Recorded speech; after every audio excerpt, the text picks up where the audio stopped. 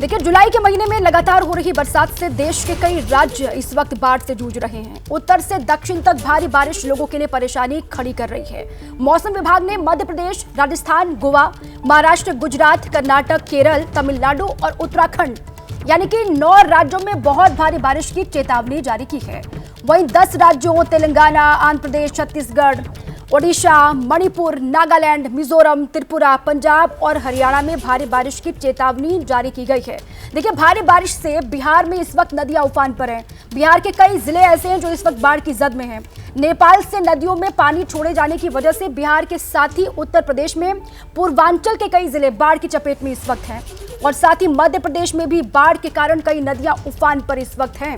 और उत्तराखंड में बारिश से लैंडस्लाइड की समस्या लगातार बढ़ रही है। यहाँ भूस्खलन से कई रास्ते बंद हैं और आंध्र प्रदेश और कर्नाटक में भी भारी बरसात से नदियां का जो वाटर लेवल है नदियों का वो बढ़ा हुआ है। यहाँ कई इलाकों में पानी भर गया है। ये तस्वीर आपको हम दिखा रहे हैं किस तरीके से भारी बारिश की वजह से अलग अलग हिस्से परेशान है। बिहार की तस्वीर, उत्तर प्रदेश में आप देख रहे हैं, मध्य प्रदेश की तस्वीर है, उत्तराखंड में लैंडस्लाइड की समस्या, कर्नाटक, जम्मू कश्मीर में भी बाढ़ और बारिश की वजह से लोग परेशान हैं।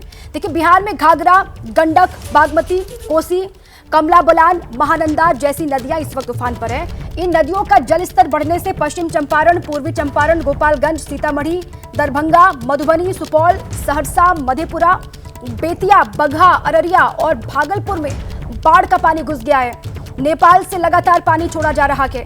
सैकड़ों गांव बाढ़ की जद में इस वक्त है, बाढ़ की चपेट में है। कहीं घर पानी में डूब गए तो कहीं पर रास्तों में पानी भर गया है, जिससे आवागमन, लोगों का जनजीवन प्रभावित हुआ है। बिहार में बाढ़ की इस तबाही के पीछे नेपाल के पहाड़ी और तराई इलाकों में होने वाली बारिश भी बड़ी वजह है। लगातार हो रही बारिश के बाद नेपाल गंडक बैराज से पानी छोड़ रहा है और गंडक बैराज में 36 फाटक हैं। इनमें से 18 फाटक भारत और 18 नेपाल में है।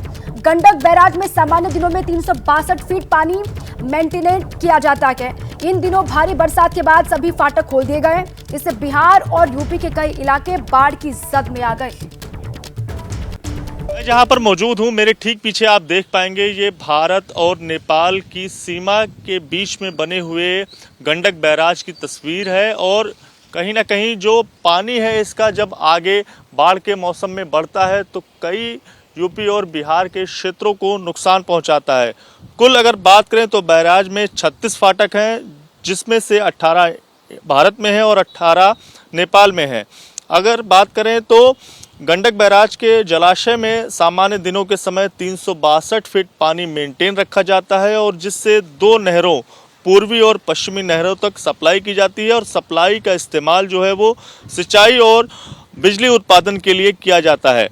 और बारिश के समय या फिर बाढ़ वाला जब जिस तरह से आगे यूपी और बिहार में जब बाढ़ होती है तो उस समय की अगर बात करें तो जब नेपाल से सामने आप जिस ओर देख रहे हैं पहाड़ी इलाका नेपाल का आपको नज़र आएगा, इस ओर से जब पानी इस बैराज तक पहुंचता है तब इसके सभी 36 गेट खोल दिए जाते हैं और जिससे पानी का बहाव आगे बढ़ सके और गंडक बैराज को किसी तरह की क्षति जो है वो ना पहुंचे।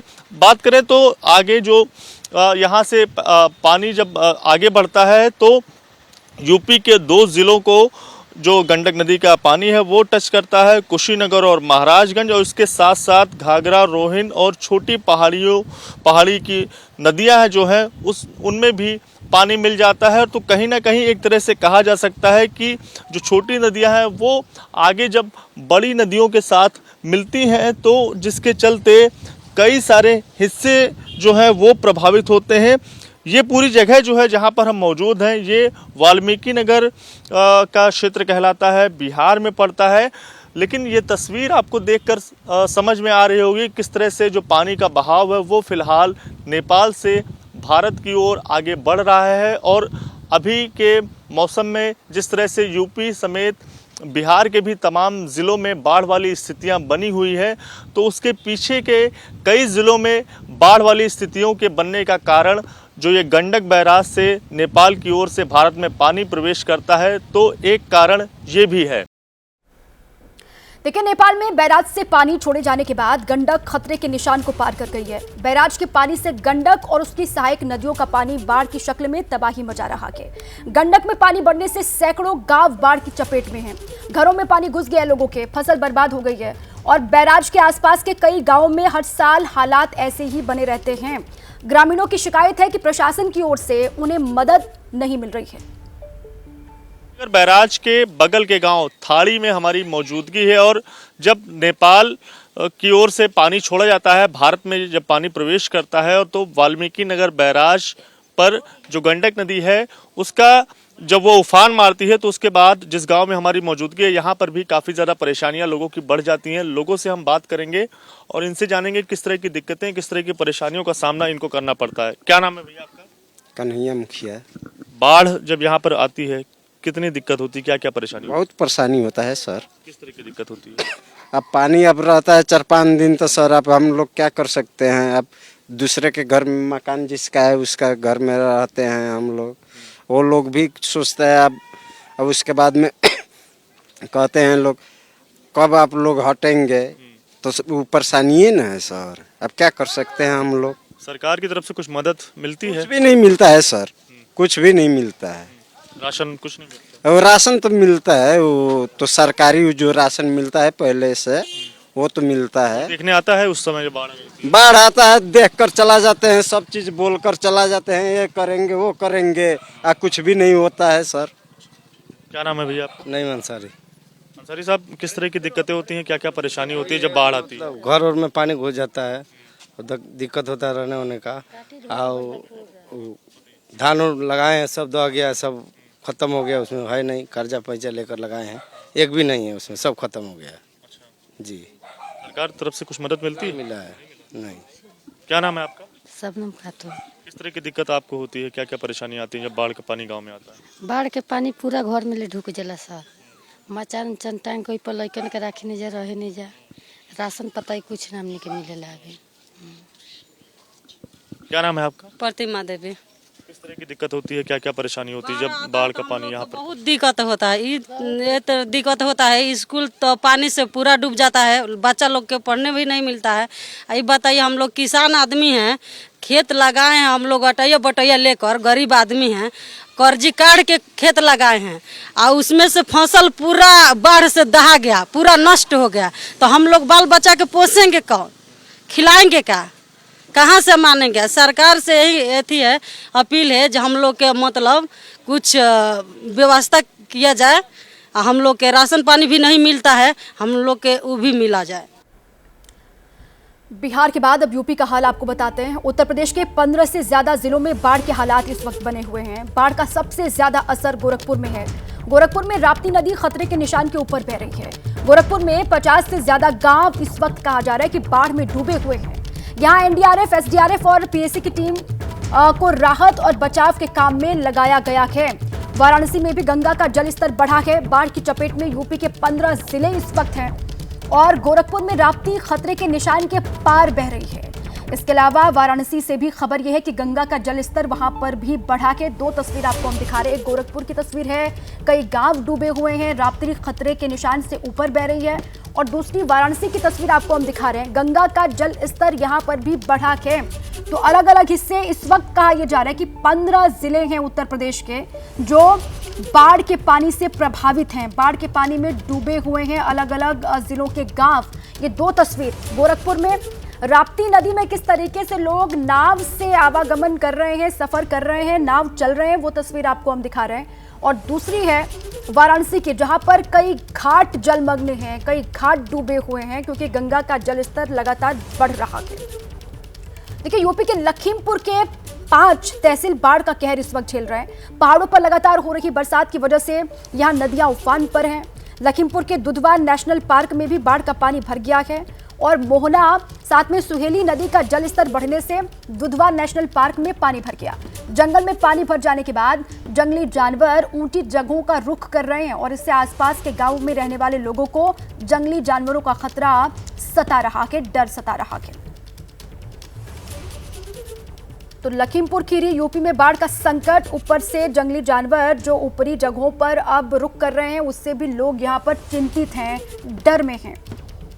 बाढ़ का संकट, जिंदगी किस तरीके से विकट है अलग अलग हिस्सों में। इससे पहले गोरखपुर वाराणसी की तस्वीरें हमने आपको दिखाई, वहां पर राप्ती वाराणसी का पानी किस तरीके से बढ़ रहा है, और उसके बाद ये लखीमपुर की तस्वीर भी आपको हम दिखा रहे हैं, जहां पर लोग परेशान हैं पानी बढ़ने की वजह से, बाढ़ की वजह से।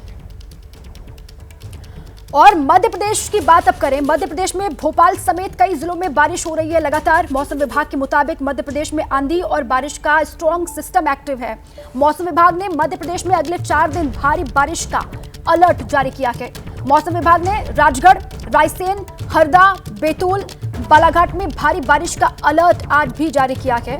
और कल यानी 20 जुलाई को मध्य प्रदेश के 12 जिलों में भारी बारिश का अलर्ट जारी किया गया है। लगातार हो रही बारिश से नर्मदा समेत कई नदियां यहां की बताई जा रही हैं जो उफान पर हैं।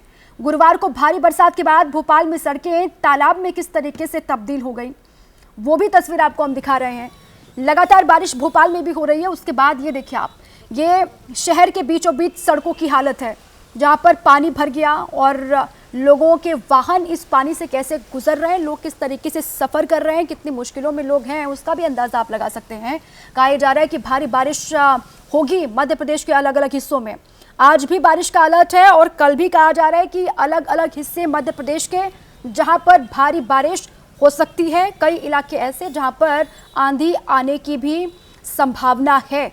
ये मौसम विभाग की ओर से चेतावनी जारी की गई है।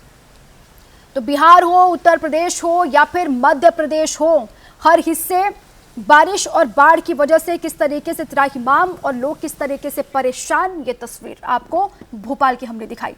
देखिए, भारी बारिश से मध्य प्रदेश के सिवनी में नेवारी नदी का पानी अचानक से बढ़ गया और अचानक पानी बढ़ने से अवैध रेत खनन में शामिल एक ट्रैक्टर नदी की बीच धारा में फंस गया और कुछ मजदूर भी नदी के दूसरे सिरे पर फंस गए।